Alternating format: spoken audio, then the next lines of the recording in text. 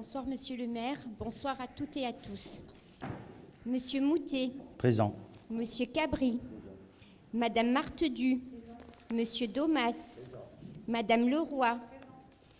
Monsieur Côté-Moine. Madame Effession. Monsieur Landa. Madame Moutet donne procuration à monsieur Domas. Monsieur Richard. Madame Quenet donne procuration à madame Leroy. Madame Guffon. Monsieur Albérigo. Monsieur Dumay. Madame Blatcher-Graffin donne procuration à madame Guffon. Monsieur Michel.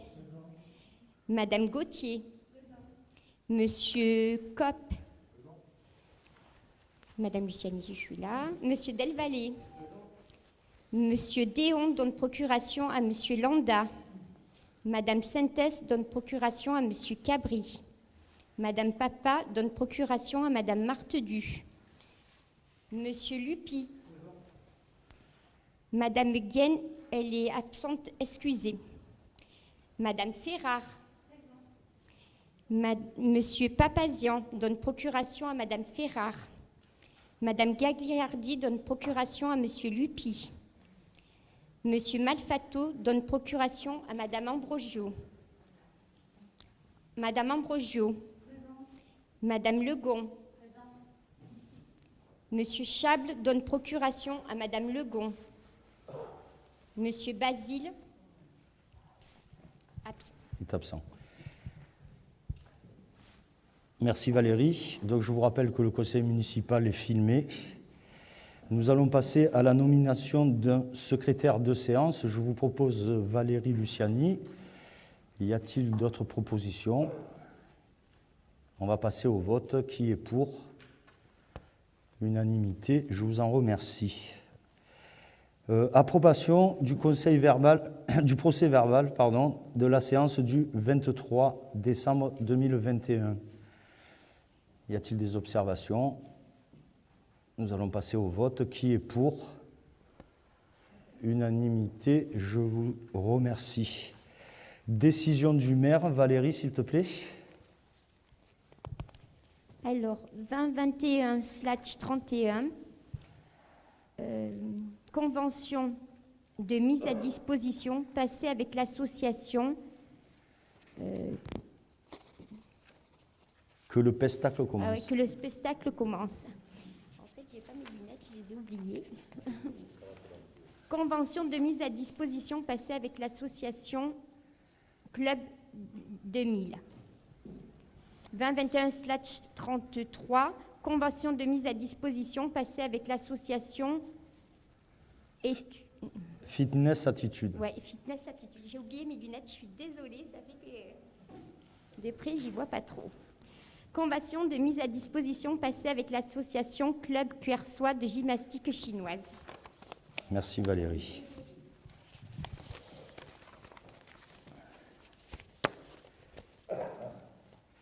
Donc nous aurons 2 suspensions de séance pendant ce conseil municipal parce que nous avons 2 intervenants. Un pour la zone agricole protégée et qui est monsieur Théo Sata. Et la deuxième personne est madame Brigitte Biancherin qui est notre DRH dans la commune de Cuers pour 2 délibérations. Donc je vais suspendre la séance pour la délibération donc de l'approbation du rapport de présentation de la zone agricole protégée réalisé par la Chambre d'agriculture du Var et du périmètre de la zone agricole protégée. Je passe la parole à monsieur Théo Sata. Bonsoir à tous, je me présente, Théo Sata, chargé de mission à la Chambre d'agriculture du Var. Donc je pilote le dossier à la Chambre d'agriculture.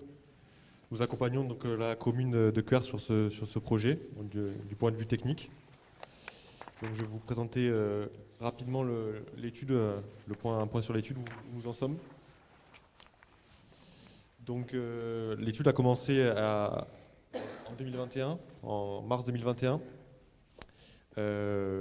Donc d'abord un premier point sur la ZAP. Donc La ZAP, ça va être un périmètre qui va être limité par la commune. Donc ce périmètre, il va être soustrait à la pression foncière. Donc, pourquoi mettre en place un périmètre de ce type-là? Donc c'est soit pour préserver une qualité et un terroir particulier, soit pour protéger une situation géographique particulière ou des qualités agronomiques. Donc dans le cas de Cuers, je vous apprends rien sur la qualité notamment de la viticulture qui est labellisée. Donc une fois qu'on a pris conscience de ça, on décide d'arrêter un périmètre. Donc ce périmètre, il va être construit par la commune, donc en concertation avec la profession agricole bien évidemment.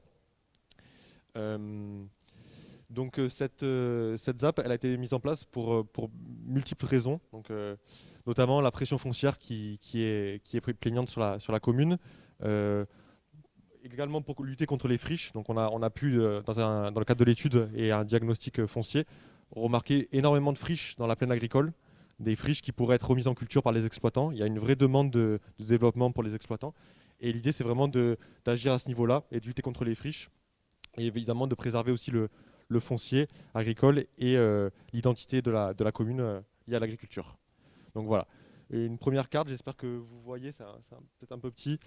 En rouge, ce sont toutes les friches qui ont été identifiées donc, par travail de faute interprétation. Donc on a 243 hectares de friches sur la commune, donc dans la zone agricole. Donc c'est énorme, on est sur 20% en proportion. Généralement, on est sur les communes standards, on est sur 5 à 10%. Là, on est sur le double, donc c'est vraiment, il y a vraiment énormément de friches, de taille des fois qui sont importantes. Donc voilà, c'est vraiment un potentiel à remettre en culture. Pourquoi aussi mettre en place une ZAP? Donc là, on a une petite analyse de l'urbanisation de la commune. Donc là, on est en 1970. Ce que vous voyez en violet, ce sont le bâti. Donc là, on est en 1970. Là, on va être en 1990. Donc déjà, on voit une évolution massive et un peu désordonnée de l'urbanisation. Ça se poursuit en 2000 avec une concentration encore, une densification du bâti. Et par la suite, du coup, en 2010 et 2020, ça va continuer de s'accentuer avec vraiment un triangle qui va oppresser l'agriculture et on va avoir beaucoup de mitage dans la plaine agricole, donc qui va poser beaucoup de problèmes aux exploitants. 2020, oui, et 2020. Donc là, voilà, où il y a quand même le PLU. Avec le PLU et la planification, on a quand même une réduction et des améliorations à ce niveau-là. Donc voilà. Ce projet, il s'inscrit dans un projet plus global, pardon. Donc il y a une volonté de préserver le bassin agricole, non seulement sur Cuers, mais sur les communes avoisinantes. Donc sur Pierrefeuille, il y a un projet qui est en train de se lancer, Puget-Ville également, et aussi un projet de ZAP intercommunal sur la vallée du Gapot qui va être lancé. Donc qu'est-ce que ça implique pour les exploitants? On peut penser que ça va rajouter une contrainte supplémentaire, mais pas du tout. La ZAP, elle ne change rien pour les exploitants. Ça sera toujours le règlement de la zone agricole qui va s'appliquer, donc pas de changement à ce niveau-là. Si besoin de construire des bâtiments pour développer leur exploitation, c'est possible. Ça reste possible avec le règlement du PLU. L'idée, c'est de pouvoir vraiment leur assurer et pérenniser leur exploitation, de se dire qu'il n'y aura pas une maison qui va pousser en face de leur parcelle du jour au lendemain. C'est vraiment une assurance à ce niveau-là. Et c'est également vraiment un outil qui est mis en place pour vraiment faire réfléchir les propriétaires de friches qui ne veulent pas remettre en culture leur parcelle en leur disant votre bien ne sera pas urbanisable. Donc voilà, les exploitants vont pouvoir agir à ce niveau-là et pouvoir se positionner sur ces projets. Donc la première ZAP qui a été lancée dans le département, c'est à la Roque-Brussanne et ça a été lancé en 2013. Donc on a aujourd'hui un peu on arrive à avoir du recul là-dessus. Et on s'est rendu compte que la ZAP, elle a vraiment dynamisé le marché foncier. Donc on a eu beaucoup de friches qui ont été remises en culture. Il y a eu donc des friches, il y a eu des installations, des exploitants qui voulaient s'installer, qui ont pu s'installer justement par rapport à la ZAP. Les propriétaires fonciers ont été rencontrés. On leur a expliqué que du coup leur bien ne serait pas urbanisables et vraiment ça a fait changer un peu les mentalités à ce niveau-là. Donc, concernant le périmètre de la ZAP, comment il a été pensé? Le périmètre de la ZAP, il peut inclure uniquement des zones classées en zone agricole et des zones naturelles qui ont un potentiel agricole. Donc la commune a décidé d'inclure dans ce périmètre énormément de zones agricoles. On a plus de 90% de la zone agricole qui va être dans cette ZAP, et également des zones boisées qui représentent un intérêt. Donc on a une surface au total de 1741 hectares pour la ZAP. Donc comme je l'ai dit, 90% de zones agricoles avec soit 1516 hectares de zone A. On a la quasi-intégralité de la zone AOP Côte de Provence, donc dans cette aire dans cette ZAP. Et également, comme je l'évoquais, des zones boisées qui vont revêtir un intérêt et un potentiel agricole à remettre en culture. Donc voilà le périmètre provisoire qui a été proposé par la commune et qui va être voté. Donc par la suite, à la suite de ce vote, il y a plusieurs étapes qui vont être mises en place pour justement avancer sur le dossier. On va avoir d'une part du coup la délibération qui va avoir lieu aujourd'hui. Derrière, on va avoir du coup le zonage et le rapport qui vont être de présentation qui vont être remis à la DDTM. La DDTM va remettre ces documents aux principaux acteurs agricoles, donc ça va être l'INAO, donc l'INAO qui gère tout ce qui est label de qualité, et labellisation, à la CDOA et aux syndicats, des syndicats de gestion de la l'AOC Côte de Provence, et également à la Chambre d'agriculture qui aura une casquette de PPA. Donc une fois que ces organismes sont rendus un avis, donc ils ont 2 mois pour le faire. S'ils n'ont pas rendu au bout de 2 mois leur avis, c'est obligatoirement favorable. Derrière, la DTM va lancer du coup l'enquête publique. Donc l'enquête publique, ça va se dérouler en 2 mois. On va avoir 1 mois d'enquête publique avec le commissaire enquêteur et du coup 1 mois qui va servir au commissaire enquêteur pour réaliser son rapport avec toutes les remarques qui auraient été faites par les participants à l'enquête. Une fois que c'est fait, la commune va du coup prendre en considération ce rapport et selon ses volontés et selon la pertinence des remarques, va pouvoir modifier le périmètre. Donc ce périmètre, il pourra être modifié, il est provisoire pour le moment. Une fois que le périmètre aura été de nouveau voté avec le rapport de présentation, il sera remis au préfet qui derrière pourra arrêter la ZAP. Il y aura une communication qui sera faite à ce niveau-là avec un affichage pendant 1 mois en mairie et également une parution dans les actes administratifs et dans des journaux. Une fois que ça sera fait, la ZAP sera annexée au PLU en tant que servitude d'utilité publique. Donc voilà pour la suite des étapes pour le projet. Je vous remercie. Merci. 2 petites secondes. Si vous avez des questions à poser, n'hésitez pas, puisque nous avons un spécialiste avec nous. Voilà. Non, pas de questions? Bon, ben merci. Donc je réouvre la séance du Conseil. Je tiens à remercier la Chambre d'agriculture, les services de l'urbanisme de la ville, pour le travail réalisé depuis quelques mois. Merci à tous. Robert, je te laisse la parole pour donc cette délibération. Merci. Avant de passer à la délibération, je voudrais quand même dire un mot sur cette délibération, et je voudrais quand même dire que c'est une délibération qui est importante dans le cadre de l'aménagement du territoire, qui est conforme à notre développement du programme électoral et qui témoigne quand même d'une volonté politique forte de préservation des terres agricoles. Alors, notre commune quand même est un territoire agricole dynamique, un territoire subissant aussi des pressions urbaines liées évidemment à la proximité d'agglomérations, ce qui nous a permis de réaliser un diagnostic exhaustif de l'agriculture et aussi ce projet de zone agricole protégée a été fait en collaboration et en concertation avec la profession agricole que nous avons réunie ici fin janvier, où nous avions 35 à 40 personnes présentes et qui ont accepté aussi, qui ont vu ça d'un bon œil, cette zone agricole. Voilà. Donc, je vais vous passer la délibération.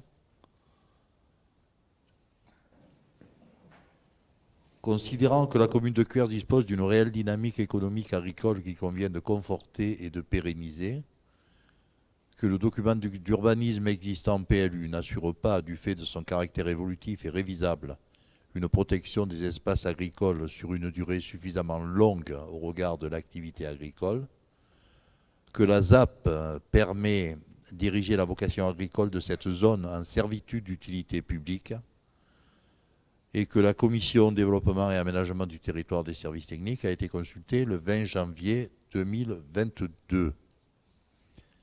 Le rapport de présentation annexé comporte un plan de situation, un plan de délimitation de zones protégées et une analyse détaillée des caractéristiques agricoles, les motifs et objectifs de la protection et les mesures d'accompagnement à l'agriculture. De ce fait, la commune de Cuers et la Chambre d'agriculture du Var s'engagent donc dans un projet agricole de territoire à long terme avec pour objectif de sécuriser le foncier agricole, outil de travail des exploitations agricoles, de lutter et de reconquérir les terrains en friche, ce qui est important aussi, comme l'a dit Théo, il y en a pas mal, ce qui peut permettre aussi, entre parenthèses, l'implantation de jeunes agriculteurs, de diversifier, de développer les productions agricoles. Il est donc proposé au conseil municipal d'approuver le rapport de présentation de la zone agricole protégée annexé à la présente délibération, d'approuver le projet de délibération et le classement de la zone agricole protégée défini dans le rapport de présentation annexé à la présente délibération, de préciser que la présente délibération et le rapport annexé seront transmis à Monsieur le Préfet, qui les soumettra à son tour aux organismes visés par l'article R 112-1-6 du Code rural et de la pêche maritime. Voilà. Merci, Monsieur Domas. Y a-t-il des questions? Non. On va passer au vote. Qui est pour? Unanimité. Je vous en remercie. Délibération suivante. Autorisation de signature d'une convention de projet urbain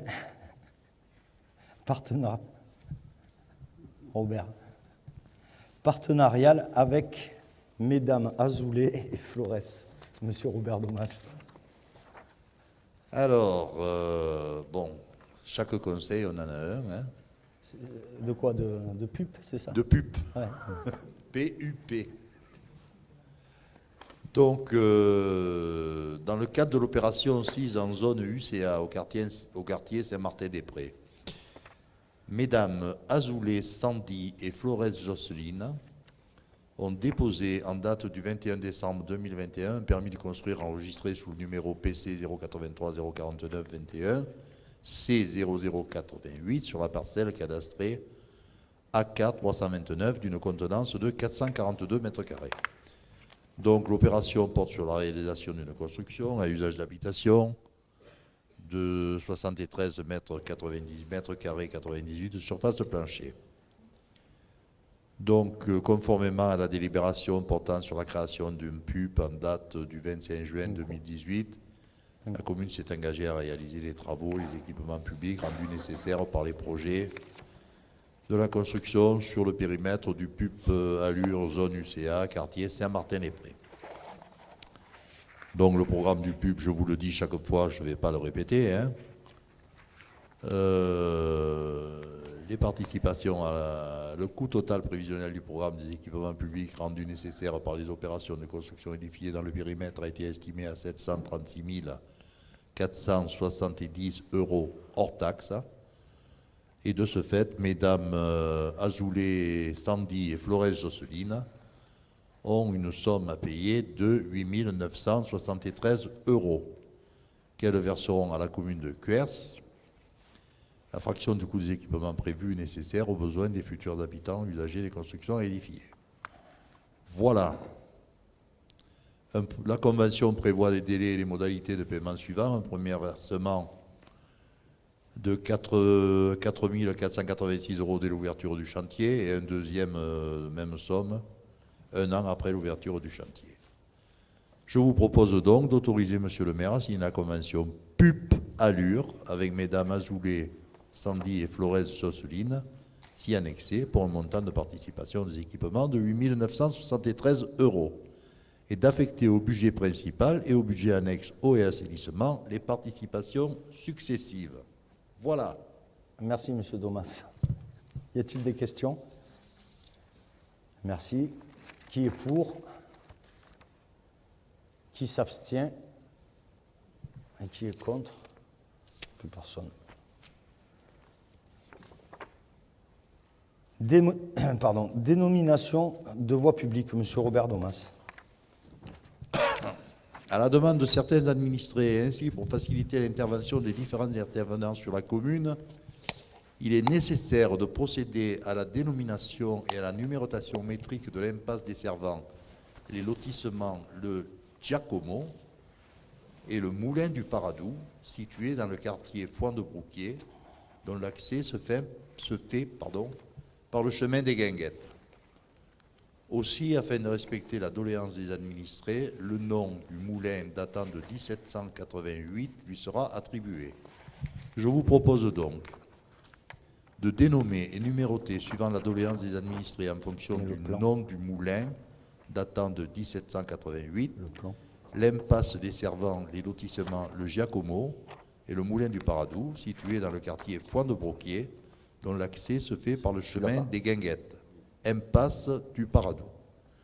De définir ses limites comme suit: début chemin des Guinguettes, fin bout de l'impasse. De mettre en place la signalisation correspondante et d'informer les usagers concernés.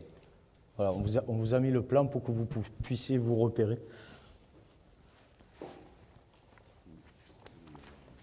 Y a-t-il des questions? Qui est pour? Unanimité, je vous en remercie. Autorisation de signature de l'avenant numéro 3 à la convention de mise à disposition de services passés avec la communauté de communes Méditerranée Porte des Morts. J'expose à l'Assemblée que conformément au Code général des collectivités territoriales, des conventions de mise à disposition de services peuvent être conclues entre les communes et la communauté de communes afin de mutualiser des services pour la gestion des compétences transférées. Le Conseil communautaire de la communauté de communes a décidé en date du 10 décembre 2021 de reconduire les conventions correspondantes intervenues avec les communes de Méditerranée Porte des Morts, dont la date d'échéance était fixée au 31 décembre 2021. Il est rappelé que l'avenant a pour seul objet de proroger la date d'échéance de la convention au 31 décembre 2022. Les autres termes de la dite convention restent inchangés. Je vous propose d'approuver l'avenant numéro 3 à la convention de mise à disposition du service à proroger au 31 décembre 2022, de dire que les autres termes restent inchangés et de m'autoriser à signer cet avenant numéro 3 à la dite convention. Y a-t-il des questions? Non, on passe au vote. Qui est pour? Qui est contre? Qui s'abstient? Merci. Adoption du principe de recours à une concession de service public pour la gestion et l'exploitation du service de la fourrière automobile pour la ville. Monsieur Gérard Richard. Je ne sais pas où il est.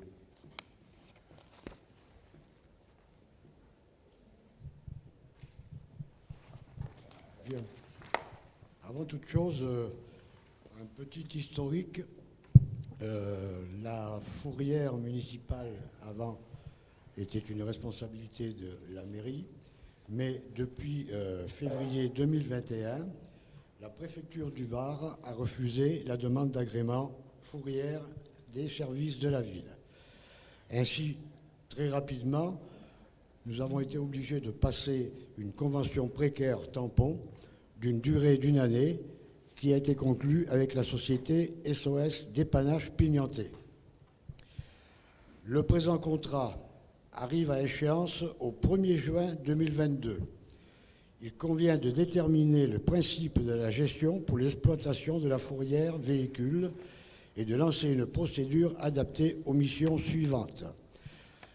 L'enlèvement et le gardiennage à la demande du service de la police municipale des véhicules mal stationnés, gênant la circulation ou manifestement abandonnés et les faire transporter en fourrière et ou éventuellement procéder à la destruction des épaves. Le présent rapport a pour objet d'éclairer les instances paritaires, les commissions consultatives des services publics locaux, ainsi que le conseil municipal sur le choix du mode de gestion de ce service public. Le bilan d'activité et principales caractéristiques de l'actuelle convention. L'objet de la convention actuelle, la ville de Cuers a confié une convention ayant pour objet l'enlèvement et le gardiennage à la demande du service de la police municipale des véhicules mal stationnés, gênant la circulation ou manifestement abandonnés et à les faire transporter en fourrière et ou éventuellement procéder à la destruction des épaves. L'économie générale de la Convention, le compte-rendu d'activité. Du 1er au 31 mai, nombre d'enlèvements de véhicules en gardiennage, 47, pour un CA de 4 700 €. Nombre d'enlèvements de véhicules avec gardiennage, 0, donc 0 €, total 4 700 €. Du 1er juin au 3 décembre, 47 véhicules, CA hors taxe, 4 691,67 €. 27 enlèvements de véhicules avec gardiennage, 4 309,29 €.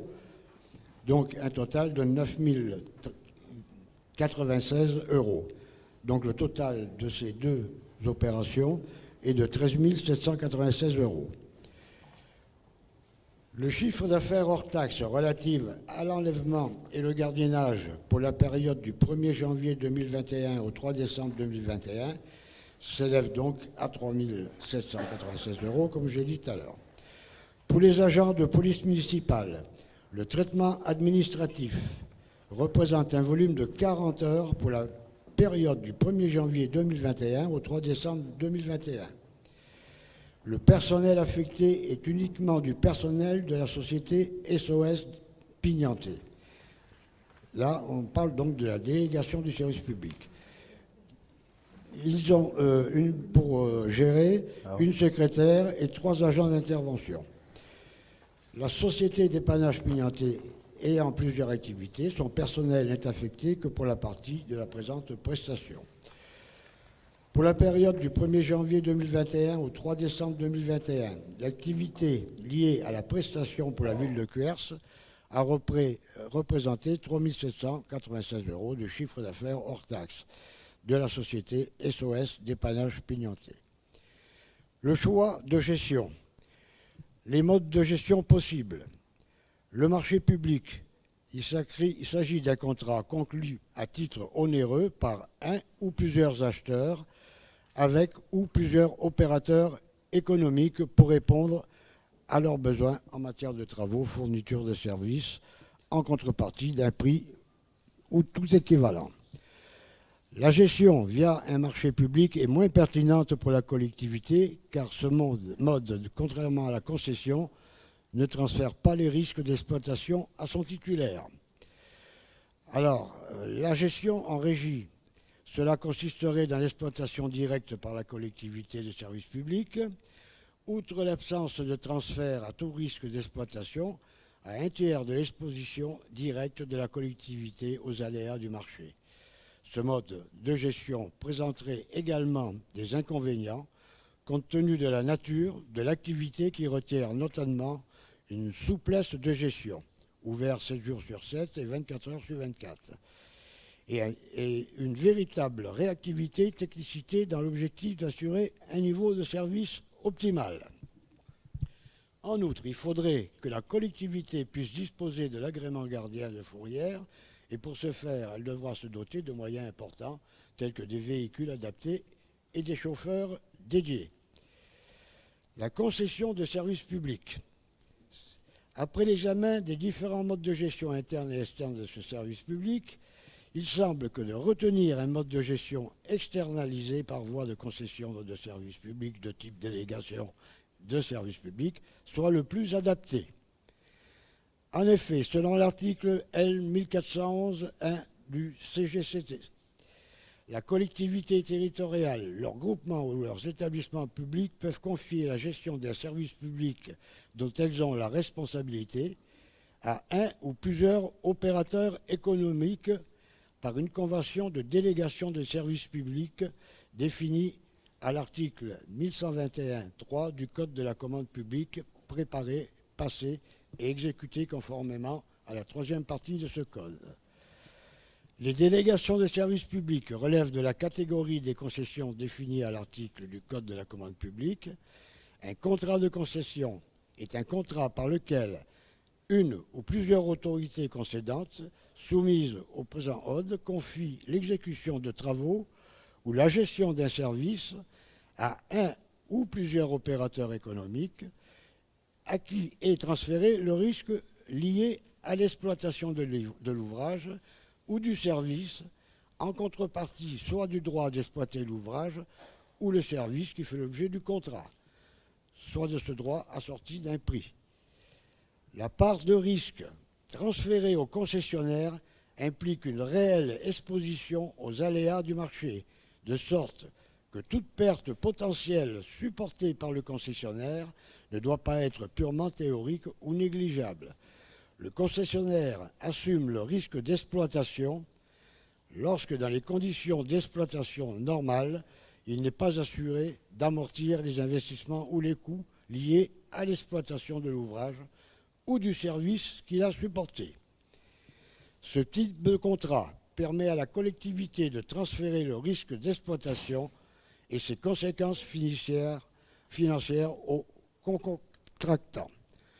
Le risque d'exploitation lié à la gestion de la fourrière, véhicule de la ville de Cuers, conformément à l'article 1121.1 du Code de la commande publique, le risque d'exploitation doit se traduire par une exposition du concessionnaire à un risque de perte qui ne doit pas être purement nominal ou négligeable. Sur la concession, ce risque est notamment caractérisé par les différents postes de recettes et de charges. Au niveau des postes de recettes, le risque de perte se traduit dans le contrat actuel, notamment par la volatilité du chiffre d'affaires de la délégation. Par ailleurs, le risque commercial, engagement sur les recettes d'exploitation de services, est intégralement supporté par le concessionnaire. Et ce dernier, dans le cadre d'un service de fourrière automobile, ne dispose pas de moyens permettant d'atténuer ce risque.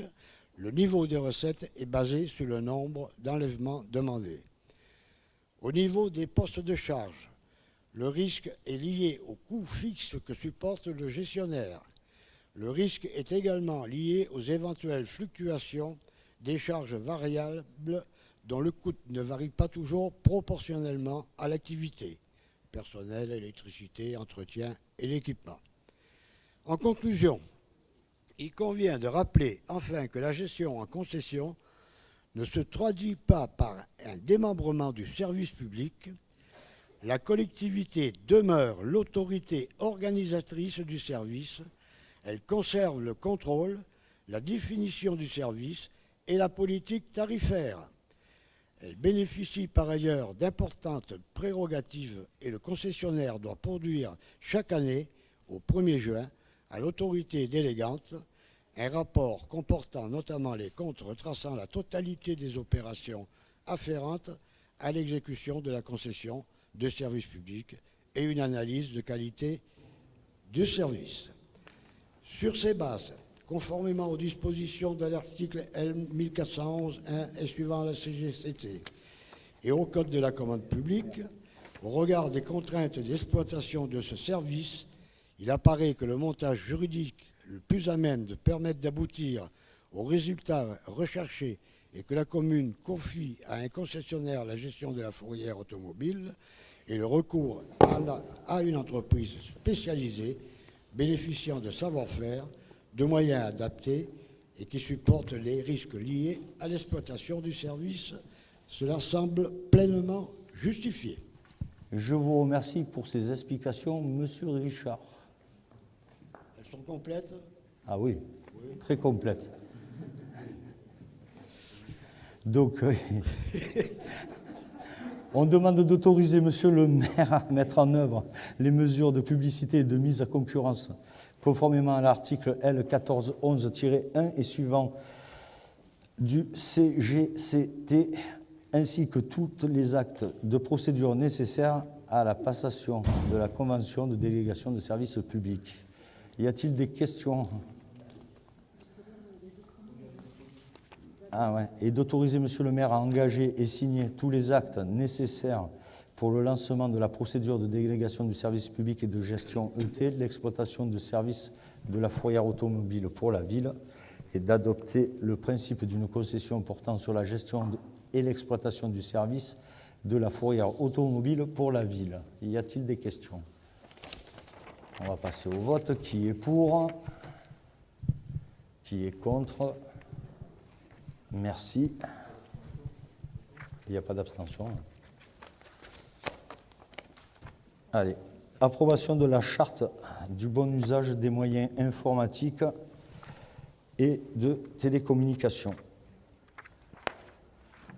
Comme vous avez reçu le conseil municipal en dématérialisé, je suppose que tout le monde a lu la charte.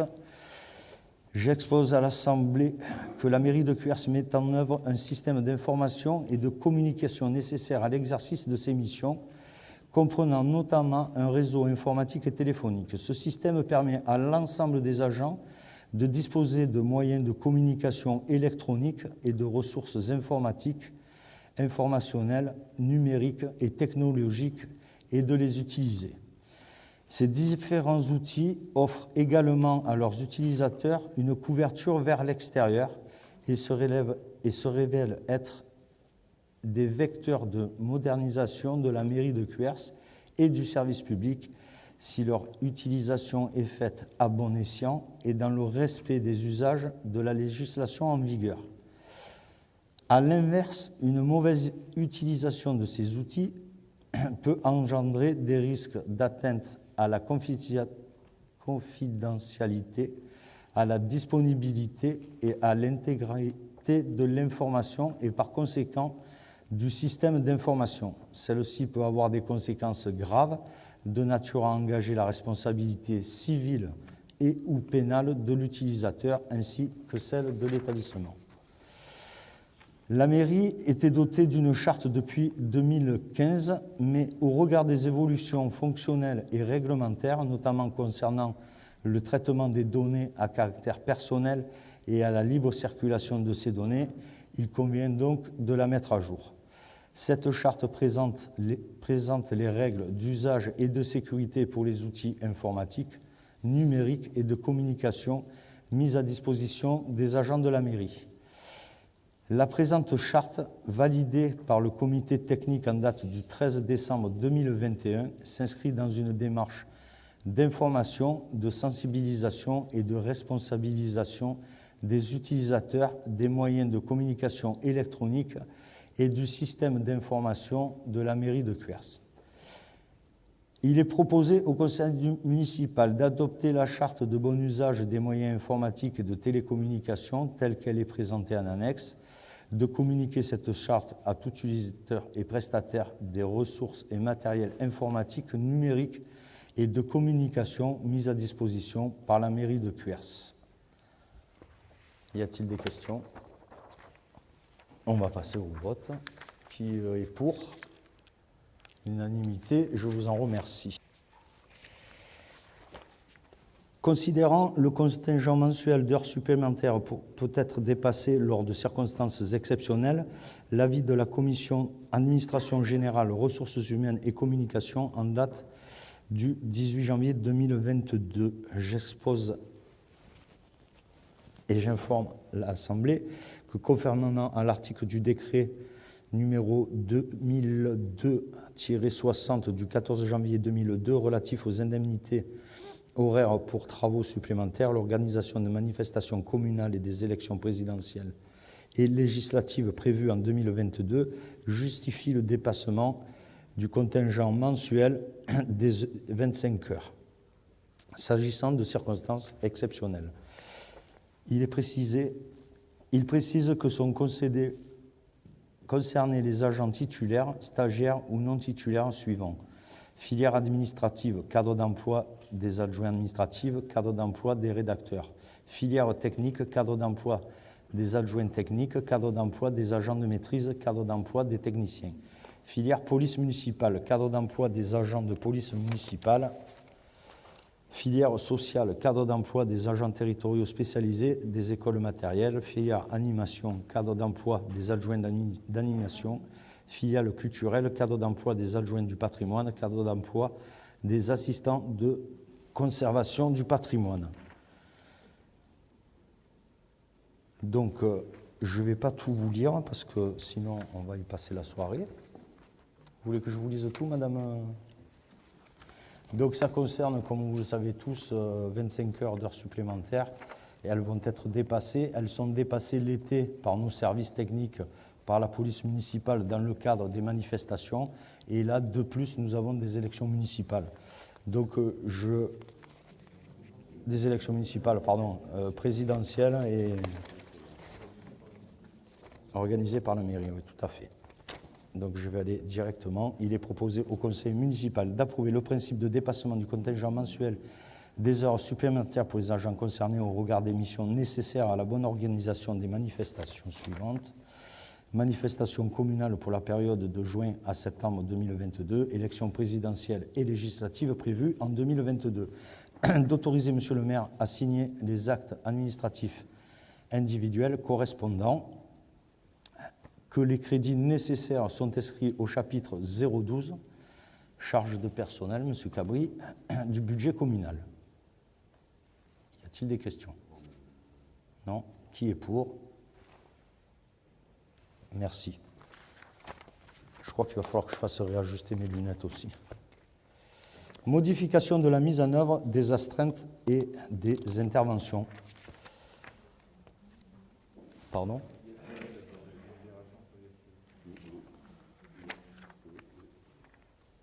Ah, moi, c'est celle-là que j'ai.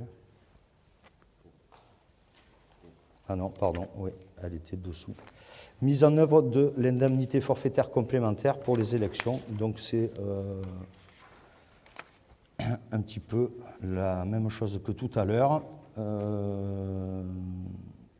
Considérant que les élections présidentielles et législatives doivent être organisées en 2022, l'avis de la Commission administration générale, ressources humaines et communication en date du 18 janvier 2022 expose à l'Assemblée que la rémunération des travaux supplémentaires effectués à l'occasion des consultations électorales est assurée soit en indemnité horaire pour les travaux supplémentaires pour les agents pouvant y prétendre, soit par le versement d'une indemnité forfaitaire complémentaire pour les élections calculée réglementairement sur la base de l'indemnité forfaitaire pour travaux supplémentaires du deuxième catégorie pour les autres agents. En conséquence, il est nécessaire de mettre en place une indemnité forfaitaire complémentaire pour les élections pour les agents titulaires qui participeront à l'organisation des élections présidentielles et législatives pour l'année 2022 et qui sont exclus du bénéfice des indemnités horaires pour les travaux supplémentaires. Il convient de fixer pour ces élections le crédit global et le montant individuel maximum de l'indemnité forfaitaire complémentaire conformément au texte survisé. Donc ça, nous, sur la commune de Cuers, ça implique 2 agents.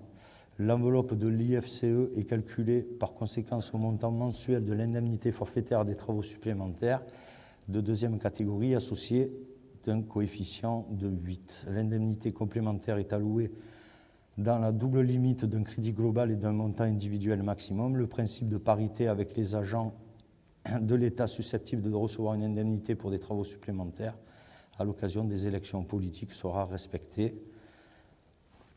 Vous avez le décompte qui s'affiche. Il est proposé au conseil municipal d'instituer pour les élections présidentielles et législatives de l'année 2022 l'indemnité forfaitaire complémentaire pour élection pour les agents titulaires qui sont exclus du bénéfice des indemnités horaires pour les travaux supplémentaires, d'allouer pour chaque tour de scrutin l'indemnité forfaitaire complémentaire pour l'élection résultant du calcul précédent, d'autoriser l'autorité territoriale à procéder aux attributions individuelles en fonction du travail effectué à l'occasion du scrutin des élections présidentielles et législatives pour l'année 2022, dans la limite du montant individuel maximum autorisé en application du principe de parité des agents de l'État. Les 10 crédits nécessaires seront inscrits au chapitre 12, M. Cabri, charges de personnel, du budget communal 2022. Y a-t-il des questions? Oui. Oui. Ouais. Voilà. D'autres questions? Allez, qui est pour? Unanimité, je vous remercie. Modification de la mise en œuvre des astreintes et des interventions. Je vais vous raconter une histoire parce que là, il y a beaucoup de pages et je pense que vous n'allez pas m'écouter jusqu'à la fin. Dès notre arrivée, vous avez pu le constater, nous avons mis en place un système d'astreinte qui prenait une période de 6 mois les services techniques et l'autre période de 6 mois notre police municipale. Cela fait maintenant pratiquement 1 an que ce système est en place. Nous l'avons étudié et cette délibération va dans la suite logique, c'est-à-dire qu'en complément du dispositif qui est actuellement en place, les astreintes seront, surtout pour le centre technique et pour les techniques, ne sera plus basée sur 6 mois, mais sur l'année entière. Voilà. Donc c'est encore une amélioration pour nous, QRSOA. Je vous passe tous les détails et tous les chiffres. Donc il est proposé au conseil municipal d'abroger la délibération numéro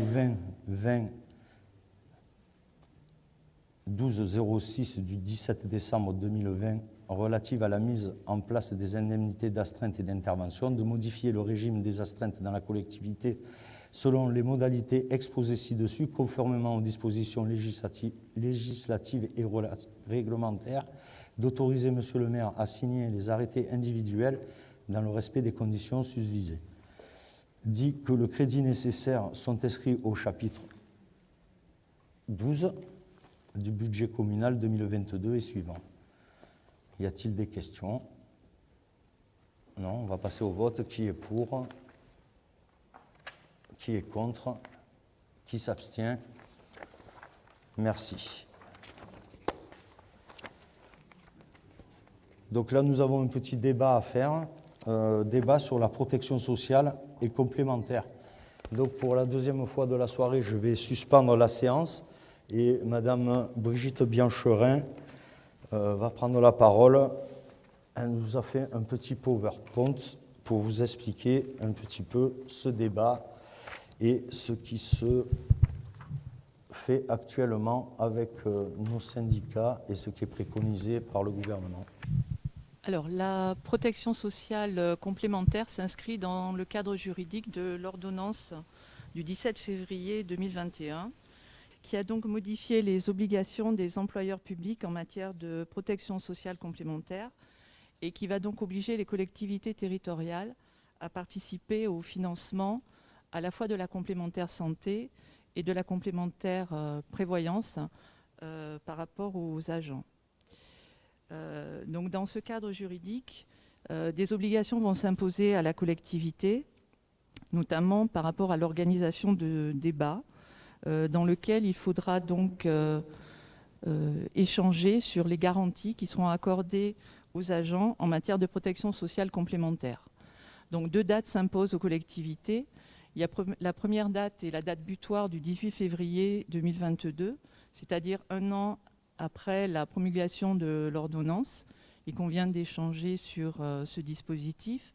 Et il faudra ensuite programmer dans les 6 mois de chaque renouvellement de mandat un nouveau débat. Par rapport à l'organisation du débat, l'ordonnance ne précise pas le contenu qui est donc laissé à l'appréciation et à la discrétion de l'Assemblée délibérante. Donc il vous est proposé plusieurs axes de réflexion: les enjeux, les objectifs, les moyens et la trajectoire qui va s'inscrire en 2025 et 2026. Il convient donc, avant de parler de protection sociale complémentaire, de parler de la protection sociale statutaire qui existe pour les agents, mais qui est limitée dans le temps et dans le périmètre. En effet, la protection sociale statutaire des agents peut engendrer d'importantes pertes de salaire en cas de maladie.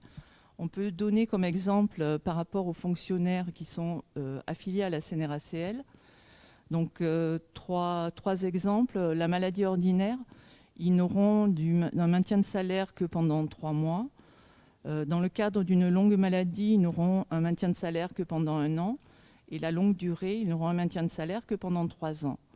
Ensuite, leur salaire sera amputé et ils passeront à demi-traitement. D'où le besoin de protection sociale complémentaire afin que les agents évitent ces difficultés. Il convient donc de mettre en place cette protection sociale complémentaire en vue de leur permettre de faire face aux difficultés et aux conséquences financières des risques à la fois de la prévoyance mais également de la santé. C'est un enjeu aussi de gestion pour les collectivités, pour l'ensemble du personnel, mais également l'ordonnance prévoit que pour les fonctionnaires, il y aura dorénavant une égalité avec le secteur privé et une prise en compte de ces difficultés en les protégeant mieux donc de leurs frais de santé et le maintien des revenus en cas d'absence et d'indisponibilité physique. Il faut savoir que le régime actuel de participation pour les collectivités est non obligatoire et a donc des limites. Et donc des agents sont contraints parfois de renoncer à cette assurance complémentaire car en difficulté financière. Donc les objectifs qui sont recherchés sont multiples. On peut en citer quelques-uns. La protection sociale complémentaire santé, notamment, est un atout pour les employeurs en permettant de renforcer la solidarité et d'assurer une meilleure protection des agents. L'action sociale, qui vise à améliorer les conditions de vie des agents publics et de leurs familles, vise également à les aider à faire face à ces difficultés. Et enfin, la mise en œuvre d'une politique sociale peut permettre au niveau des collectivités une meilleure attractivité dans le cadre de leur recrutement. Les moyens qui seront mis en œuvre pour cette protection sociale complémentaire seront dans deux cadres. Donc, il y a d'abord le risque prévoyance qui permet de faire face aux conséquences en cas d'incapacité de travail, d'invalidité, d'inaptitude ou de décès. Donc là, l'ordonnance fixe la participation financière qui devra être à hauteur d'au moins 20% d'un montant de référence qui sera fixé ultérieurement par décret. Concernant le risque santé, qui concerne donc lui le volet maladie, maternité ou accident, la participation financière de l'employeur devra être au moins à hauteur de 50%, toujours pareil, du montant de référence qui devra être fixé par décret. Pour atteindre ces objectifs, les employeurs pourront disposer de plusieurs contrats. Donc, contrats collectifs à adhésion obligatoire des agents publics qui seront conclus après une mise en concurrence. Dans ce cas-là, il faudra un accord majoritaire pour pouvoir les conclure. Le centre de gestion peut aussi être un partenaire puisqu'il va proposer des contrats. Donc là, par contre, les contrats seront collectifs mais à adhésion facultative. Donc c'est ce qu'on appelle des conventions de participation avec, toujours pareil, un appel à concurrence. Ça, c'est des dispositifs qui sont nouveaux. Ce qui est actuellement de manière facultative mais qui va perdurer, ce sont la possibilité d'avoir le choix parmi l'un des contrats individuels bénéficiant d'un label ou un conventionnement direct avec des organismes. Donc la collectivité pourra, après mise en concurrence, se conventionner également. Donc pour s'inscrire dans cette protection sociale complémentaire, une trajectoire est fixée. Donc il y a un dialogue social qui s'est instauré au niveau national et au niveau local. Alors pour le niveau national, on peut d'ores et déjà parler du projet de décret qui a été présenté et qui a commencé à annoncer des chiffres par rapport à ce que les collectivités devront assumer. Je vous parlais tout à l'heure des 20% par rapport à la prévoyance. En fait, ce que le décret doit fixer, c'est le montant de référence, parce que ça sera 20% de ce montant de référence. Comme pour la santé, ça sera 50% de ce montant de référence. Donc pour la prévoyance, le projet de décret prévoyait un montant de référence à 27 €, ce qui ferait donc une participation par mois de 5,40 €. Et pour la santé, le montant de référence qui est proposé était de 30 €, ce qui ferait donc 15 € de participation. Il faut savoir que le dialogue social au niveau national n'a pas abouti. Au contraire, les organisations syndicales ont boycotté la réunion plénière qui devait se tenir le 15 décembre et ont publié dans un communiqué commun pour dénoncer les tarifs qu'ils jugeaient trop bas. Donc, le 12 janvier, il y a eu une nouvelle réunion au niveau national et un accord sur la méthode à tenir. Et donc, il avait été convenu qu'entre le 28 janvier et le mois de mars, il y aurait d'autres réunions. Donc, c'est ce qui a eu lieu le 28 janvier. C'est ce qui a eu lieu au 28 janvier, mais les négociations n'ont pas abouti. Les représentants syndicaux au niveau national ne sont pas arrivés à faire entendre leurs revendications. En fait, ils considèrent que la complémentaire santé et prévoyance doit être vue au niveau des collectivités en termes de ressources humaines et pas comme des charges supplémentaires.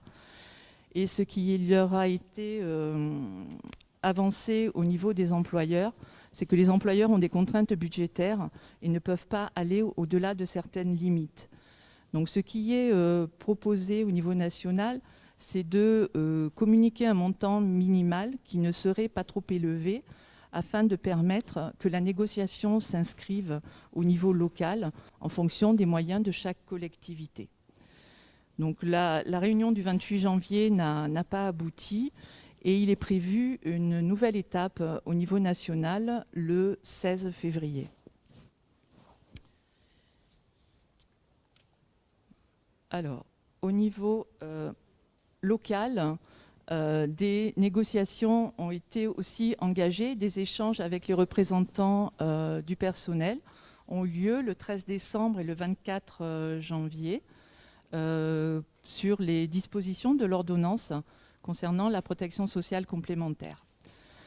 Ce qui est ressorti de ces deux réunions, c'est que les représentants syndicaux locaux ont exprimé le fait qu'ils ne sont pas favorables à un contrat collectif à adhésion obligatoire des agents. Donc, vu qu'au niveau national, rien n'est encore fixé, il a été convenu qu'une nouvelle rencontre sera programmée en fonction des publications réglementaires. La trajectoire qu'il convient d'avoir en perspective est 2025-2026, qui donne donc, à compter du 1er janvier 2025, l'obligation pour les collectivités de participer à la prévoyance et à compter du 1er janvier 2026, de participer à la complémentaire santé. Je vous remercie de votre attention. Merci Brigitte. Donc on reprend la séance du Conseil normalement. Donc vous avez compris, enfin j'espère que vous avez tout compris, c'est un débat. On a déjà, dans la commune, discuté de tout cela avec les syndicats. 2 fois déjà. Bien sûr, à Paris, les syndicats ne sont toujours pas d'accord. Attention aux chiffres qu'on vous a annoncés, parce que ce n'est pas du factuel, c'est des propositions, ce sont des négociations. Comme vous l'a expliqué Brigitte, c'est un débat ce soir, un débat en 2026. Voilà quoi, ce qu'on sait. Donc il est proposé au conseil municipal de prendre acte de la réforme de la protection sociale complémentaire des agents, qui doit entrer en vigueur au 1er janvier 2025 pour le risque prévoyance et le 1er janvier 2026 pour le risque santé, de débattre sans vote sur les garanties accordées aux agents dans le cadre de la protection sociale complémentaire. Donc je vous laisse la parole s'il y en a qui veulent la prendre, mais bon, Ça ne se passera pas spécialement ici. Oui, monsieur Lupi. On ne la connaît pas. À ce jour, on ne la connaît pas. Les chiffres annoncés, ce sont juste des chiffres par-ci, par-là. Ça se négocie toujours sur Paris. Voilà. Même nos syndicats ne sont pas spécialement au courant de tout. Le seront-ils? Ce que je peux vous certifier, c'est que le jour où ça passera, ou pas, parce qu'il y a quand même encore des élections, il y a encore des... c'est que, comment vous dire, ça va avoir un réel coût pour la collectivité. Ça, c'est la seule chose que l'on connaisse pour le moment, quoi, hein. Voilà. Pour toutes les collectivités locales, ça aura un certain coût. Et pour l'instant, d'après ce qu'on sait, il n'y a pas de participation de l'État, bien sûr. Voilà. Écoutez, ah oui.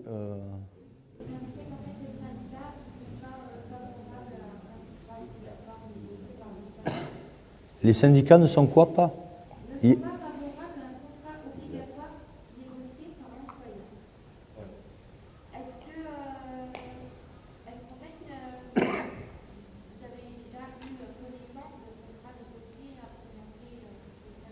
Non, nous, tout ce qu'on sait sur les syndicats, c'est que leur choix, ça serait sur des contrats individuels, une participation sur des contrats individuels labellisés. Voilà, c'est tout ce qu'on sait pour l'instant.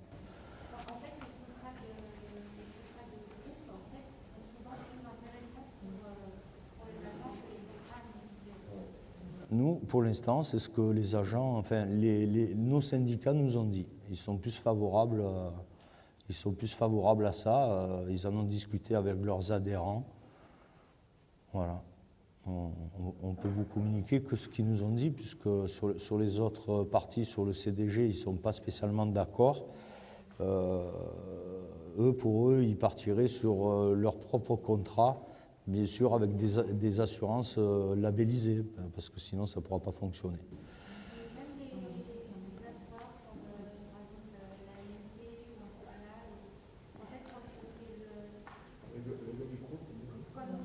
Ouais, mais j'entends. La collectivité négocie, en fait, comme vous lui apportez un grand nombre d'adhérents, le fait...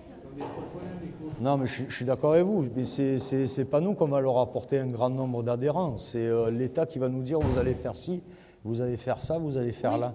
Mais Je veux dire, moi, pour l'avoir vécu dans mon ancienne entreprise, quand nous sommes passés sur un contrat collectif, on a plus été perdants que sur des contrats individuels.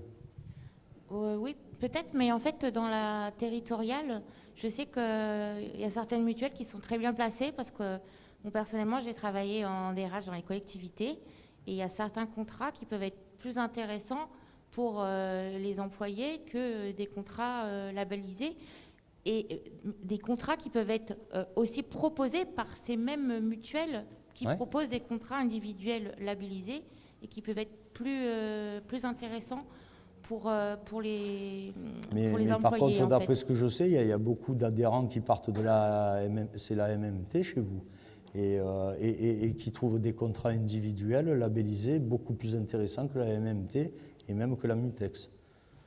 Voilà. Après, ça, c'est le CDG qui... ça serait la solution de passer par le CDG parce que le CDG auront la compétence et eux, ils pourront, par rapport à toutes les communes du Var, négocier des meilleurs prix. Mais après, voilà, la balle est dans le camp des syndicats. Hein. Mais ça serait bien même voilà, que présenter aux syndicats différentes études, un diagnostic réel. Les syndicats sont déjà au courant de toutes les possibilités qui s'offrent à eux. Voilà. Voilà, c'est tout. Ouais. Voilà. Mais écoutez, s'il n'y a pas d'autres questions, on prend acte. Voilà. Merci bien. Allez, encore une, après c'est à vous, M. Cabri. Vous avez 3 minutes. Gratification des stagiaires de l'enseignement supérieur. Comme vous le savez, depuis quelque temps, nous vivons, enfin surtout les étudiants vivent une période assez difficile pour trouver des stages, que ce soit les stages pour les troisièmes, etc. Depuis que nous sommes élus, nous avons très peu refusé de stagiaires, parce que ça leur bloquait un petit peu soit leur carrière enfin, pas professionnelle, mais leur cursus d'écolier, de collégien, etc. Là, ce soir, nous allons passer une délibération qui concernera 2 personnes dans l'année. Ce sont donc pour les stagiaires rémunérés, parce que nous n'avions pas de délib là-dessus et nous ne pouvions pas en prendre. Voilà. Donc, je vais passer tous les textes et aller à l'essentiel, puisque je vous ai raconté la petite histoire. Il est proposé au conseil municipal d'instituer le versement d'une gratification aux stagiaires de l'enseignement supérieur accueillis dans la collectivité dans les conditions prévues ci-dessus, d'autoriser Monsieur le maire à signer les conventions de stage et tous les actes administratifs nécessaires à leur exécution, que les crédits nécessaires seront inscrits au chapitre 65, autres charges de gestion courante, au chapitre 011, Monsieur Cabri, ça vous arrange, charges à caractère général, budget communal 2022 et suivant. Y a-t-il des questions? Il y a une obsession là. Non. Donc on va passer au vote. Qui est pour?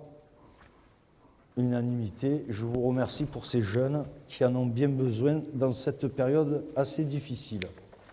Et la commune a toujours fait un effort pour pouvoir les accueillir. Et je tiens à remercier tous les services parce que c'est vrai que ça nous fait adapter des bureaux, etc. Merci à tout le monde. Merci, monsieur le maire. Avance sur la subvention du centre communal d'action sociale. Madame Artélu, vous allez être contente ce soir. Monsieur Cabri, vous avez la parole. C'est moi qui verse, donc c'est la mairie qui verse au CCAS. Non, c'est Marie-Noël qui va être contente. C'est Marie-Noël qui va être versée. La réglementation comptable oblige les subventions à verser les subventions après les décisions individuelles d'attribution et ou le vote du budget. Cependant, le conseil municipal peut y déroger par délibération une avance sur la subvention. Le centre d'action sociale de Cuers a formulé une demande de versement d'avance sur la subvention annuelle 2022 afin de couvrir les charges du premier trimestre de l'année 2022. En fonction des prévisions établies, il souhaite obtenir une avance de 100 000 €. Cette avance sera régularisée dans le budget primitif 2022 au chapitre 65. Donc il est proposé au conseil municipal d'accorder une avance sur la subvention 2022 du CCAS de Cuers d'un montant de 100 000 €, d'inscrire le crédit correspondant au budget primitif de l'exercice 2022 au chapitre 65. Voilà. Merci, monsieur Cabri. On va passer au vote. Qui est pour? Unanimité, je vous en remercie. Monsieur Cabri, Qu'est-ce qu'il y a? vote du débat d'orientation budgétaire 2022 sur la base d'un rapport. Considérant que la commission finances, proximité, sécurité, famille et loisirs a été consultée en date du 19 janvier 2022, vu les différentes lois du 17 août 2015 et du 6 février 1992, je vais vous faire quand même une synthèse de ce ROB que vous avez eu à connaître dans le cadre de l'ensemble du conseil municipal. Donc on peut rappeler le cadre juridique. Pour les communes de plus de 3 500 habitants, Cuers est à 12 000. Le maire présente au conseil municipal, dans un délai de 2 mois précédant l'examen du budget, un rapport sur l'orientation budgétaire, les engagements pluriannuels envisagés ainsi que la structure et la gestion de la dette. Ce rapport donne lieu à un débat au conseil municipal dans les conditions fixées par le règlement intérieur prévu à l'article L 2121-8. Il est pris acte de ce débat par une délibération spécifique. Bon, présentation de l'environnement macroéconomique et des perspectives économiques de 2022. Les projections pour 2022 sont les suivantes. le PIB augmenterait de 4%, le chômage était stable à 8%, le déficit public diminuerait jusqu'à 4,8% du PIB, la dette serait de 114% du PIB, et il y aurait une forte hausse attendue sur les matières premières et alimentaires. L'inflation se situerait entre 2% et 2,5%. Ce qu'il ne faut pas oublier, c'est que pendant l'année 2020, le PIB était à moins 9%. En 2021, il était à plus 6,5%. Le chômage était à 8%. Et le déficit budgétaire était beaucoup plus haut. Il était à 8,4%. Là, il va passer à 4,8%. Les grandes lois, dispositions de la loi des finances 2022, pour les collectivités locales, le projet de loi sobre, c'est une loi sur l'économie d'énergie, tout ce qui concerne les éléments. D'ailleurs, le plan d'investissement en France de 2030 prévoit grosso modo 30 milliards pour ce type de projet. Dotation globale de fonctionnement de la DGF, nous, elle est stable. La taxe d'habitation sur la résidence principale définitivement supprimée. Cette réforme est réalisée par étapes, période de 2022 à 2023. 2023, ce sera la finalité totale. Nouveau schéma de financement des collectivités territoriales avec le transfert de la part départementale, tel que ça a été fait déjà l'année dernière, où on a vraiment travaillé là-dessus. Bon, il y a une attente globale sur le reversement de MPM et plus particulièrement sur l'attribution de compensation sur la dotation de solidarité communautaire. Nous verrons vers la fin les sommes globales que nous pourrons avoir. Le contexte économique quersois, à savoir, il y a une perte de 492 000 € en 8 ans avec la baisse de la DGF. Il y a la suppression, bien sûr, de la taxe d'habitation sur une durée relative avec des modalités de compensation sur lesquelles on a quelques doutes vers la finalité. Sachant que la compensation, la différence qu'il y a entre la TH qu'on avait et le reversement du département, ça n'équilibre pas. Hein. Donc il faut derrière une dotation d'État. Maîtrise de l'endettement, 4,4 ans en 2021. Le seuil de bonne gestion est fixé par l'État entre 10 et 13 ans. Et bien sûr, comme nous l'avions dit dans notre programme, pas d'augmentation communale des taux des taxes et des impôts. Donc l'orientation budgétaire pour 2022, l'objectif c'est de maîtriser les charges de gestion courantes et la masse salariale tout en évitant l'effet ciseau. À savoir que actuellement les dépenses sont beaucoup plus rapides que les recettes qui reviennent. Afin de dégager une capacité d'autofinancement capable de rembourser les dettes des mandatures et de financer les investissements dont la ville a besoin. Donc, fonctionnement de dépenses. Le cadrage du chapitre 11, les charges à caractère général, a été à 0%. On l'a maintenu, même s'il y a eu des difficultés par rapport à une augmentation d'un certain nombre de choses. L'objectif cadrage 2022 pour ce qui concerne les charges de personnel a été fixé à 1,5%. Le montant des intérêts d'emprunt estimés pour 2022 est à 357 000 € contre 421 000 en 2021. Et il semblerait que ce soit encore un petit peu plus bas. Maintien du soutien au tissu associatif pour un montant d'environ 80 000 €. Contrat d'objectif avec les associations percevant 5 000 € ou plus de subventions. Actuellement, sur la commune de Cuers, nous en avons 3. Le montant de la subvention communale versée au CCAS est augmenté de manière significative et c'est tout à fait normal et naturel. Cette augmentation est liée à la convention cadre entre la ville et le CCAS désormais en vigueur. En effet, afin d'aider le CCAS dans l'exercice de ses attributions, la ville de Cuers s'est amenée à apporter au CCAS son savoir-faire et son expertise. Les interventions principales de la ville auprès du CCAS concernent la gestion des ressources humaines, l'informatique, la gestion financière, la commande publique, l'administration générale, le courrier juridique, l'entretien des bâtiments mis à disposition et le nettoiement des bâtiments mis à disposition. C'est la première fois qu'il y a une convention d'ailleurs entre le CCAS et la commune et qui, disons, d'une part valorise les échanges et d'autre part deviennent rigoureuses d'un point de vue réglementaire. L'ensemble de ces prestations s'élève à 95 000 € qui se rajoute aux 650 000 euros. Elle ne faisait l'objet d'aucun formalisme. Cette convention régularise cette situation ancienne. De ce fait, la subvention versée au CCAS pour l'année 2022 sera d'un montant de 745 000 euros. En fonctionnement en recette, donc il y a prudence sur les produits de services et des domaines, impact du Covid, pas d'augmentation d'impôts et transfert de la part départementale, je vous l'ai déjà dit, reversement de MPM identique à 2021, attribution d'une compensation de 973 000 euros, fonds de péréquation des ressources communales et intercommunales, 150 000 euros, et dotation de solidarité communautaire, DSC, 870 000 euros. Donc vous voyez que sur la communauté de communes, nous avons à peu près dans les 2 millions d'euros de dotation et de subvention. La dotation de l'État, ce ne sera pas tout parce qu'il y a une discussion actuellement dans le conseil communautaire pour faire des attributions de subventions ou de dotations en fonction des projets que nous aurons. Donc c'est assez large et ça peut aller à plusieurs millions d'euros. Hein. On en reparlera plus tard quand on aura vraiment cadré tout ça. Dans la dotation de l'État, dotation forfaitaire estimée à 600 000 euros, dotation de solidarité urbaine à hauteur de 318 000 euros et dotation nationale de péréquation à hauteur de 379 000 euros. Bon, c'est stable par rapport à l'année précédente. Alors, investissement au niveau des dépenses, objectif, créer des infrastructures nouvelles indispensables et rénover nos infrastructures existantes. Donc il y a eu la mise en place d'un plan pluriannuel d'investissement, le PPI, et une autorisation de programme crédit de paiement APCP pour le budget 2022.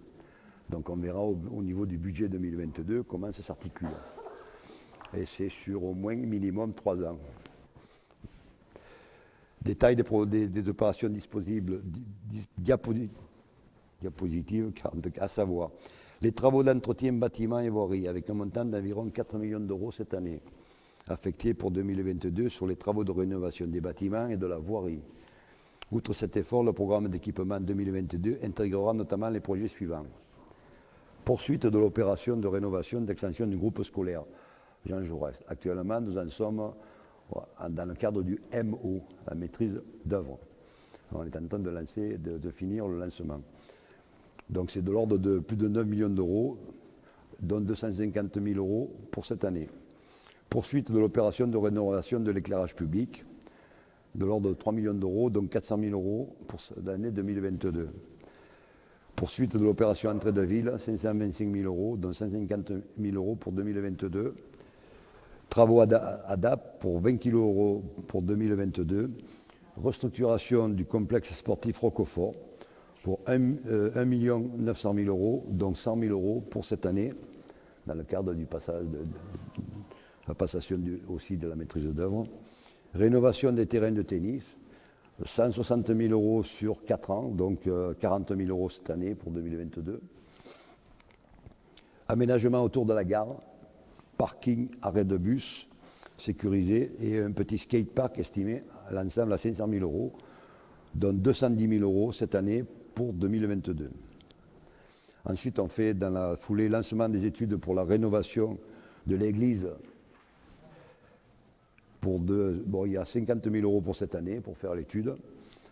Et lancement des études pour la création d'un guichet unique, 30 000 euros pour 2022. Les opérations de voirie pour cette année sont estimées à de l'ordre de 600 000 euros. Donc il y a déjà les plans et donc ça va avancer aussi avec le plan de circulation qui va être, disons, voilà. Pour l'investissement en recettes, donc on a de l'autofinancement, on est en train de chercher les subventions et il n'y aura pas de nouvel emprunt pour 2022. Optimiser nos ressources communales et rechercher activement un financement de partout. Sachant que pour le budget ville pour 2022, de l'ordre de à peu près 19 millions d'euros pour le fonctionnement et 12 millions d'euros pour l'investissement, avec toutes les opérations, etc. Les opérations réelles, c'est un peu plus bas, hein, bien plus bas. Voilà, je crois que j'ai à peu près donné la synthèse du rapport d'orientation budgétaire que vous avez à disposition, bien sûr, et les 60 pages que vous pouvez lire, où il y a tout, y compris les annuités de dette, les personnels, tout ce qu'il faut pour faire un bon débat d'orientation budgétaire. Vous l'avez eu à la lecture, donc on peut attendre les questions s'il y a des questions. Voilà. Avez-vous des questions, pardon? Combien j'ai mis? Non? Personne? Dommage.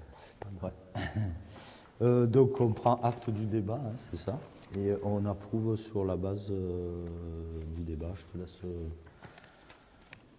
Oui, monsieur le maire, merci.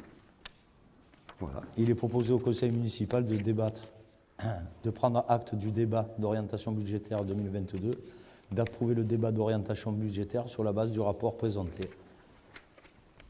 Comme il n'y a pas de questions, on va passer au vote. Qui est pour? Qui est contre? Qui s'abstient? Je vous remercie. J'ai peut-être été un peu long. Adoption du règlement budgétaire et financier. Monsieur Cabri. Adoption du règlement budgétaire et financier. La M57. J'avais changé de sujet, bon. Ouais, je croyais que j'avais fini, bon, enfin. Adoption du règlement budgétaire et financier. Bon, sachant que depuis quand même pas mal d'années, nous sommes sur la M57, on a, disons, régularisé cette situation, disons, et ensuite, cette situation sera obligatoire à partir de 2025, je crois. Donc, le référentiel M57, que nous avons depuis au moins 3 ans, hein, le travail qui est fait dans le cadre de l'expérimentation de la certification des comptes, la commune s'était engagée en 2017 à appliquer la nomenclature M57. La nomenclature budgétaire et comptable M57 est l'instruction la plus récente. Bon, elle est beaucoup plus détaillée que la M14 et au 1er janvier 2019, donc 3 ans. La nomenclature du secteur public local. Les collectivités peuvent se doter du règlement budgétaire et financier à titre facultatif. Toutefois, cela deviendra obligatoire lorsqu'elle adoptera le référentiel M57 en vertu des dispositions prévues à l'article 106 de la loi NOTRe. C'est encore derrière la loi NOTRe. Le présent règlement soumis à l'approbation du conseil municipal, dont l'objectif est de renforcer la cohérence entre les règles budgétaires et comptables et la pratique de gestion et de faciliter l'appropriation des règles par l'ensemble de la collectivité et promouvoir une culture de gestion communale. Donc on a travaillé pas mal sur la qualité, etc. Donc tout ça va dans le bon sens.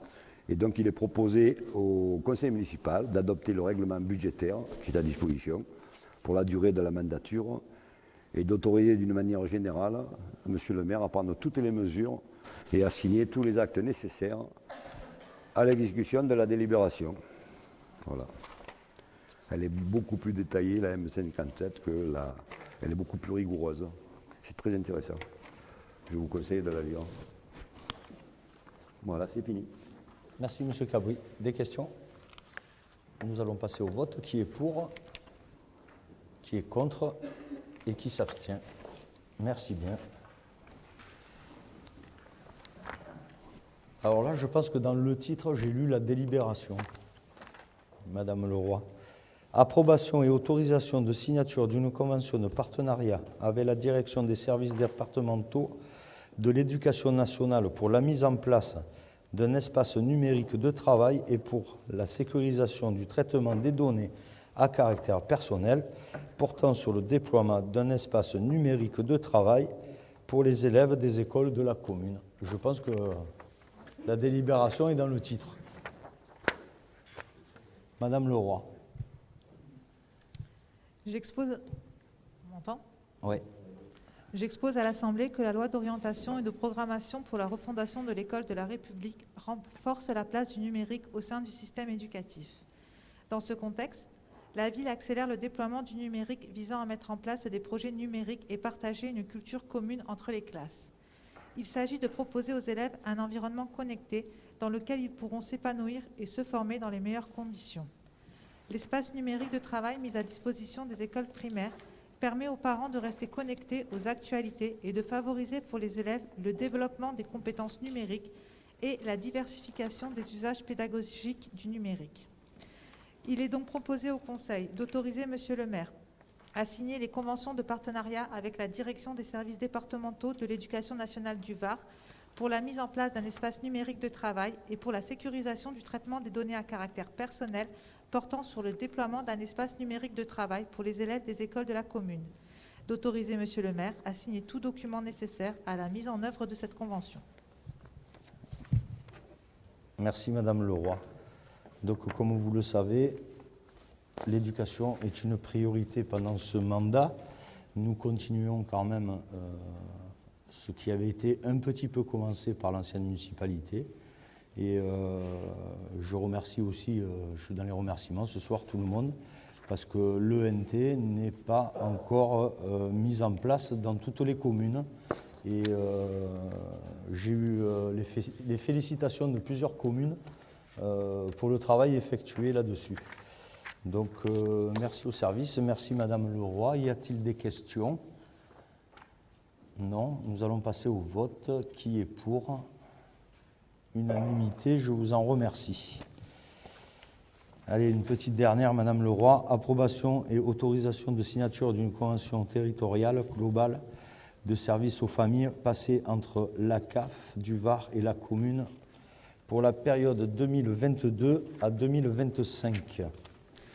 J'expose à l'Assemblée qu'à compter du 1er janvier 2022, la Convention territoriale globale remplace le contrat enfance et jeunesse.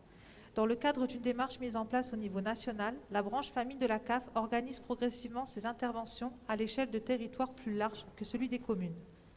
L'objectif est de développer des actions pertinentes en faveur des allocataires sur l'ensemble d'un bassin de vie reposant sur un diagnostic partagé, étude à l'appui avec l'ensemble des collectivités partenaires signataires et en fonction de priorités d'action définies de manière concertée sur les différents champs d'intervention suivants: la petite enfance, l'accompagnement de la parentalité, l'enfance et la jeunesse, le logement et l'amélioration du cadre de vie, l'accès aux droits, aux services, à l'inclusion numérique et l'animation de la vie sociale.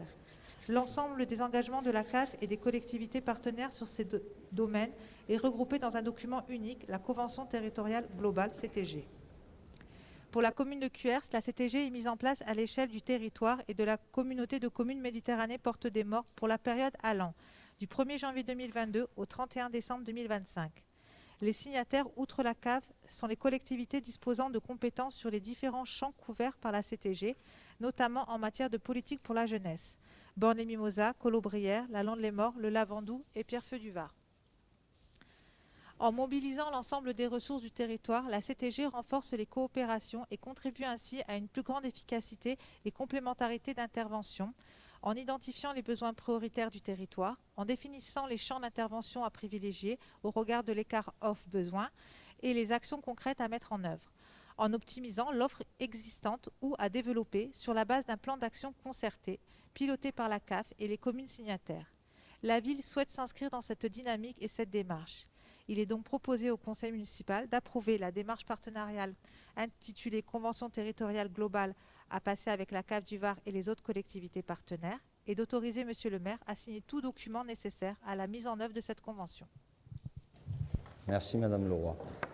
Y a-t-il des questions? Non. Donc je vous rappelle que la semaine dernière, la communauté des communes Méditerranée Porte des Morts a signé la convention avec la CAF.